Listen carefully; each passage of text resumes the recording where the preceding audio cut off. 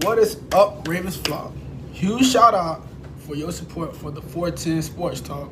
Chance and Glenn are the best in the business. They're killing it right now. They love talking Raven talk. Make sure you go subscribe to their channel. Let's go Ravens. Big trust. Welcome in everyone to another episode of 410 Sports Talk. I'm Glenn here with my co-host James Haskell. Before we get started with this episode, do us a favor, click the subscribe button, hit your notification bell so we can keep you up to date on all your Ravens news. But Jimbo, tell the people why you're here. Yeah, we're here, as you guys can see in the title, because Bobby Wagner burned the Baltimore Ravens, used us to make more money, and is going to the Los Angeles Rams on a 5-year, $50 million deal up to $65 million, right? Yeah, with incentives, he could earn up to 65. And of course, the only reason we're reporting about a guy signing with another team is because, like I mentioned, reportedly, he was headed for the Ravens. Yeah, and decided to pop a U-turn. Yeah. So as you can hear from Jimmy's voice, obviously we're disappointed. We would have liked to have seen Bobby Wagner in the center of the Ravens defense, but it doesn't look like the Ravens were either able to match the money, that was involved in this deal. But also, let's be honest, the Rams had some built-in leverage and advantages that the Ravens simply could never match, and one of which is the opportunity to play your former team twice every season over the next 5 years. Certainly the Ravens couldn't even come close to matching that. I think they may play once in the next 5 years. So that's one thing that the Ravens couldn't offer. And then, if I'm not mistaken, isn't he from the California area? Okay. Yeah. So you can't replace a hometown either. And they had both of those advantages. And of course they have, the recency of just winning the Super Bowl kind of can use that as, the Ravens can say they're competitors and competing for a Super Bowl, but the Rams are the reigning Super Bowl champs. So there's certain advantages that they had during the negotiation process that seems to have, been able to get them over the top, and the Ravens are on the outside looking in, and another free agent where he was this close to coming here is now wearing a different uniform. Yeah. Well, let me tell you what I think, Glenn. I think old Bobby Wagner was a little nervous to the AFC. Maybe a little nervous to the AFC North. You think he ain't ready for it? Maybe a little nervous to walk into a building that is and a franchise synonymous with the position of middle. We have the middle linebacker of all middle linebackers here in our bloodline and our legacy in Baltimore, and so maybe those shoes were too big to fill. It could have been a little bit of that. He's like, you know what? I don't want the comparisons. I don't need any of that. I'm just going to go to LA, go home, and get paid tons of money. And it is what it is. Maybe legacy wasn't. Yeah, he was worried about the legacy, There you go. Says one bitter Ravens fan. I'm not mad at you, Jimbo. I'm not mad. Hey, I'd be nervous about it too. I'm just saying, because when he gets up to that podium, a lot of people think Bobby Wagner's a Hall of Famer. Oh, right? He definitely is. I think he is. Okay, that's fair. So he would be the second middle linebacker that's a Hall of Famer for the Baltimore Ravens. And it would suck to be a Hall of Famer and still not be able to lace up Ray Lewis's shoestrings. Well, right? Look, let's be honest. He would go in as a Seahawk no matter where he ends his career. He'll be entered in and donning the Seahawks uniform when he's at his when you look at his little area. He left pretty upset though. He did. He didn't like how he was told. Apparently had to find out the same way we found out, through social media, and not from the team that he spent all those years with and was a 6-time Pro Bowler and 6-time All-Pro and 8-time Pro Bowler. So yeah, disappointed. And look, we're not thrilled about this. It's a little disappointing to see another guy that we were hoping would be here. But look, the Rams, man, now the Rams have Aaron Donald in the first line of defense.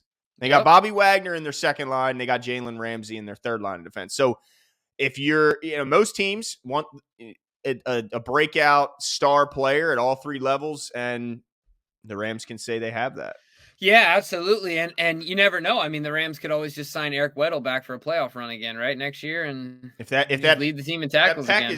If that Peck is back to fighting strength, I'm sure he would. Look, there's one thing we know: he'll be in good shape. Yeah, but in all seriousness, like, I think there's good and bad in this. If you're a Ravens fan, like, I'm bitter about it because I was excited about the good, excited about the idea of Bobby Wagner helping out Patrick Queen, excited about the idea of having it, like you said, a perennial Hall of Famer, 6-time All-Pro, come and grace us with his presence here, here in Baltimore. But at the end of the day, it was never going to be a perfect scenario, right? You're talking about a guy that just got paid a ton of money at the end of the day at a relatively undervalued position. I don't know if it's rightly undervalued or not, but certainly that is a premium among premiums at middle linebacker, right? Like to pay a guy that type of money. And I'm not saying Bobby's not worth it, but the fact is that whether it's Bobby or someone else, you're paying that money to that position and taking away money from somewhere else, right? And the Ravens, we said this, Glenn, and you guys can go check the tape. We said this when we were talking about free agency. We scratched Bobby off the list because we said there's no way. We have bigger needs at other positions than this. It would have been a nice to have, but it never happened. So the fact that it got this far is kind of a surprise in and of itself. And so for me, I'm looking forward to the Ravens regrouping, going back, seeing what else they do to shore up the offensive line, seeing what else they do to, even the tight end group is not super deep, right? Seeing what other ways they can get creative with this extra money and trust, not extra, but like money they would have spent on Bobby, trusting that they would be able to, get creative with it. And just like I'm talking about regrouping, just rethink, pivot, and move forward from it. So it was never going to be perfect. You knew as well as I that it wasn't going to be like the Marcus Williams signing where everyone is super stoked about it, right? Right. Yeah. It was going to be half the people saying he's old. We just paid a guy we're getting the bad end of his career, paying him more money, and then the people excited about it. So this one to me wouldn't have been a home run either way. Does that make sense? Right. Yeah, because you got to look at the back end of that deal, right? At 37 years old, he's going to be getting north of $10 million. And I don't know how the cap breaks down, like what his cap hit will be at the end of his career, but we don't know when that drop off is coming. We don't think it's coming this year. We don't think it's coming next year. But at some point, as a linebacker who has over 1,300 tackles in his career, which, by the way, leads all active players, that's going to take a toll on your body. And we know it's like a running back, right? Exactly. And that cliff can be awfully steep. You could be running at a consistent level, a level that you're used to, and then all of a sudden it can be a very steep drop off. So there is that. And you're right, the opportunity to now use that money to spend elsewhere. Now, the problem is the quality of talent is certainly dwindling in the free agent market at all positions. True. But let me tell you something, Glenn. Let me tell you something. All right. Got some exciting news. All right. You saw the picture yesterday. I was in the Orlando airport. That's true. And I'm sitting there.